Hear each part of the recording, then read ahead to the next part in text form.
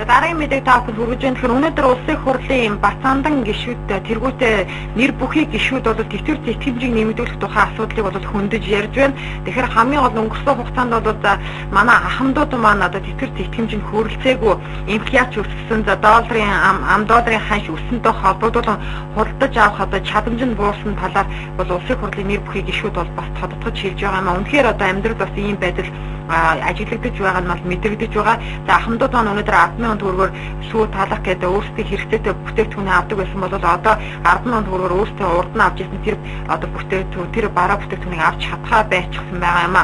Тэгэхээр энэ ахмадуудын талхны сүүний мөнгнөөс хомсолж байгаа энэ байдлууд бол ерөнхийдөө засгийн газрын буруутай үйл ажиллагаанаас үүдтэй гэдгийг нэр бүхий гишүүд анхааруулсан.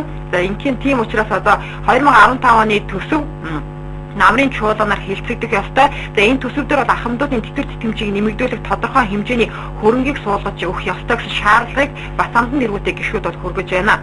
Тэгэхээр 2015 оны төсөв дээр бол одоогийн байдлаар ерөнхий сайдын оруулж ирснээр бол 500 тэрбум төгрөг зөвхөн тэтгэвэр тэтгэмжид зориулахаар суулгацсан байгаа юм байна. За тэгвэл үүнийг бол яг одоо энэ нэр бүхий гишүүд 800 тэрбум төгрөг болгож ахмадуудын цалин тэтгэвэр тэтгэмжийг ядаж одоо 30% нэмэгдүүлэх ёстой гэсэн ийм зүйлийг ярьж байгаа. За үнэндээ бол одоо яг ихний өргөн байртай одоо оруулж ирэх гэж байгаа энэ 500 тэрбум төгрөг нь яг одоо 2015 оны төсөвдөр суухан бол ердөө одоо ахмадуудын тэтгэвэр тэтгэмж 17.5%-аар нэмэгдэх ийм магадлалтай байгаа юм байна. Тийм учраас бусад одоо энэ төрийн данхаасан бүтцийн зардлыг танаад за тэгээд энэ илүүдсэн мөнгөөр нь бол эргүүлээд ахмадуудын тэтгэвэр тэтгэмжийг олгох ёстой. Тэгэхгүй бол ахмадуудын аж амьдрал бол маш муу байна гэсэн үүднээс за ерөнхий сайд Алтан хуягт одоо Бацаандан, Ганбаатар, Уянга, за Баян Сэлэнг, Бацогт, Баасанхүү тэргүүтээ гишүүд бол өнөөдөр шаардлага хургууллаа. За энэ шаардлагыг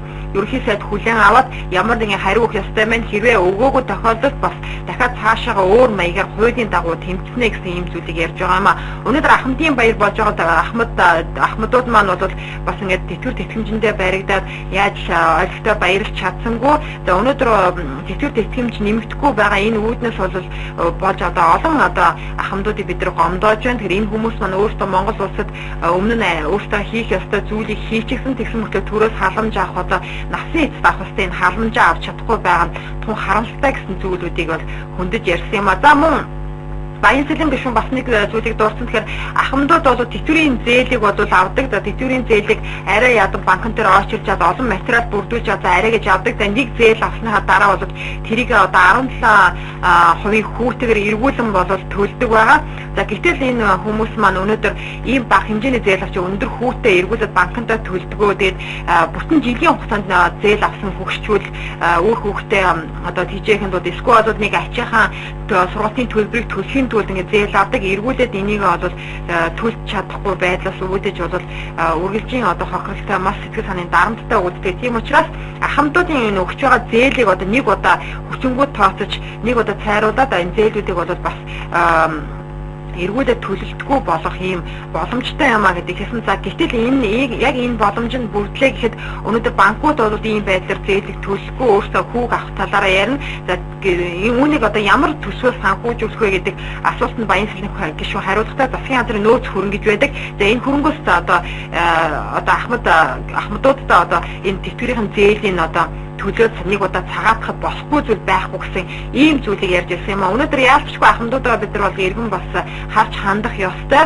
За өнөөдөр цалин тэтгэвэр тэтгэмжийг нэмэгдүүлж чаддгүй маа гэхэд ядаж ахмадуудынхаа тэтгэвэр тэтгэмжийг нэмэгдүүлэх юм асуудал яалтчгүй яригдах ёстой. За өнгөрсөн хугацаанд засгийн газар бол ахмадуудын тэтгэвэр тэтгэмжийг олигтой нэмээгүй. За тэгвэл одоо хэлсэн амандаа хүрч одоо энэ 2015 оны төсөв улсын хурлд намрын чуулганаар яригдах үед энэ төсвүүдээр нь боловшөө илүү одоо мөнгийг суулгаж өгөх ёстой. Ингэснээр тэтгэвэр тэтгэмж 30% нэмэгдүүлэх боломжтой болох юм а. Тийм учраас ерөнхий сайдад энэ шаардлага хүлээж аваач гэсэн ийм зүйлийг улсын хурлын нэр бүхий гишүүд мэдгдсэн. За энэ мэдээллийн дагуу та бүхэнд мэдээллийг хүргээд MBS News 17 цагийн мэдээллийн хөтөлбөрийг өндөрлөж байна. Орой иргэн уулзъя. 2015 оны төсөвт шаардлагатай хөрөнгийг суулгаж тэтгэврийн доод хэмжээ 300 мянган төгрөг хүргэх. 2. Тэтгэвэр тэтгэмжийн дундаж хэмжээ 30% нэмэгдүүлэх. 3.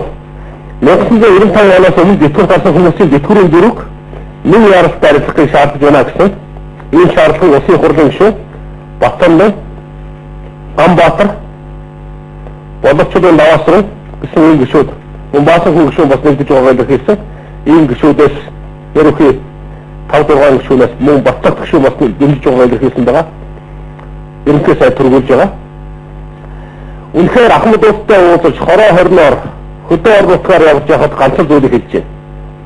Засгийн газрын барьж байгаа, бүтээж байгаа зам харгуй томоохон бүтээн байгуулалтын ажлууд сайхан харагдаж байна.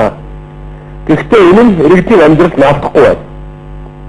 Иргэдийн амьдрал өдрөөс өдөрт хүндэрч байна. Өргөн хэрэглээний бараатаар үнэ мэдж байна. Үн өсөж байна. Тэтгэр тэтгэрээр амьдрах үнэхээр болцоо боломжгүй боллоо гэж Ахмадууд хэлж байна. Тийм учраас Ахмадын баяр гэсэн ойрын өдрүүдэд болж байна. Энэ баярын өдрийг тохиолдож Ахмадынхаа тэтгэр тэтгэмж тэтгэрийн дөрөв арилгахыг төлөө улсын хурлын нэрвхийг шууд тэмцэл өрнөж байгаагаа та бүхэндээ дуулгая. Ингээд Ганбаатар гишүүний микрофоноор шилжүүлж байна. Энэ засгийн газрыг анхнаас нь эхлээл ухаалаг байгаа ч гэдэг шаардж байна. Өнөөдөр ядаж Ахмадууд маань өнгөд буурлууд маань гал алдмааргүй. Өнөөдөр банкнд зээлийн иргэн төлөвт ямар төвшөнд байгаа гэдгийг та нар мэдчихэж байгаа. Улсын хурлын дарга дандаа хөгийн өнг болдод наад валюта алдчихлаа, төгрөгтэй харьцах гадаад валютын харьцааг мэргэжлийн ур чадварын удирдлагын алдаанаас болж Монгол банк алдчихлаа. Их хурлын бүтцийн байгууллага болох Монгол банкны удирдлагуудыг авчирчиж хариуцлагыг ярилцъя их хурл дээр гэдгийг өнөөдөр үл шаардж байгаа. Энэний золиос болж тэтгэр цалингийн 40% байхгүй болсон. Энээс болж банкнд цалингийн зээлүүдээ одоо төлж чадхаа болж эхэлж байна. Одоо эх 7 оноос эхлээд үйлдвэрлэлийн зээлүүд төлөгдөхгүй болж эхэлнэ.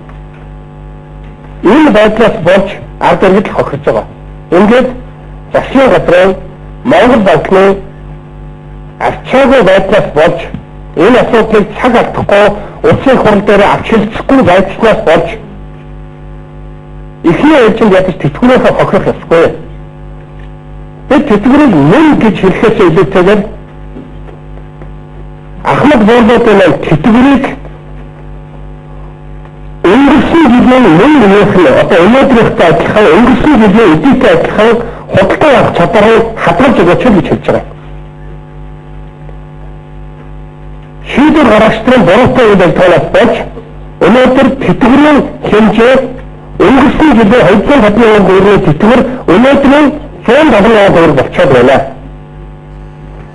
Дундаас нь явж орж байгаа энэ 70,000 төгрөгийг тохируулах хийж өгч өнгөрсөн жилийн хэмжээнд байлгаж өгөөч.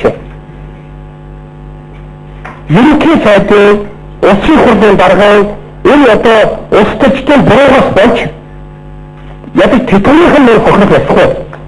Энэ шаардлага өнөөдөр бид тавьж байна. Ингээд энийг тохируулах бодол төсөлтөө одоо төсөл одоо энд ярьж байгаа юм. Төсөлтөө энэ мөнгөийг суулгаж өгөө.